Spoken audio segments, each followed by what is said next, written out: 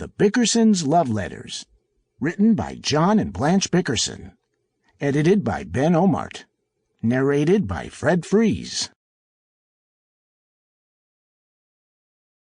An editor's note. For those few of you who have never heard of the Bickersons, or read their rather incredibly eclectic book, The Bickersons' Guide to Marriage, the following may come as a bit of a surprise to you.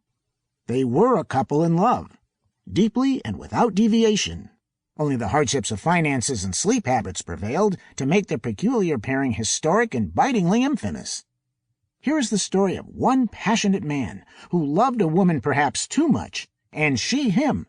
Theirs was a mixed marriage, man and woman, that tested the theories of environmental influence and can too many cooks spoil the garbage. Left to their own world, perhaps John and Blanche Bickerson could have remained the boringly unaverage ideal couple. As stocks fall and unemployment bites man's leg, so too do monetary woes capsize the Bickersons' lovey-dovey experiment. Luckily for us, there is a testament to this amazing man and wife from A to Z's. Little was known of the origin of this unfortunate couple, how they met, their backgrounds, why they fell in love in the first place. But thanks to a fortunate bit of fate, we have nearly the whole story before us. Jules Bickerson, only son to the famous fighters, was born late, 1960. Blanche was 44 and John was past dead at 43. Said Jules to this author, "I think my mom had me as a last ditch to get Pop to stop snoring.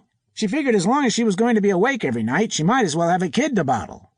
Of course, she assumed it would bring some much-needed union to their sorely lacking union, when in fact it made life nearly the same crapshoot as before. John would drop dead a mere 15 years later, reportedly with a smile on his face, either due to his exceptionally white teeth, thanks to his brand of sensitive bourbon toothpaste, or the fact that he knew he was getting that permanent lone vacation, finally. Being a patient fan of the Bickersons' case as reported in Psychotic Monthly, issue 313, and their globally documented story, I tracked Jules down, himself in the throes of a painfully messy divorce. Forced to sell everything he ever owned for a down payment on his first alimony payment, Jules, a slight man with a bent back and wide, penetrating blue eyes, reached into the garbage that day and sold me his parents' life story via these letters for whatever I had in my wallet that day. The accompanying story of his parents' last days, told over toast and gales of scotch, is not for printing, as it has no basis in reality, unless we are prepared to believe that Blanche finally murdered her husband because Captain Caveman had raised the price of hats beyond thermonuclear control.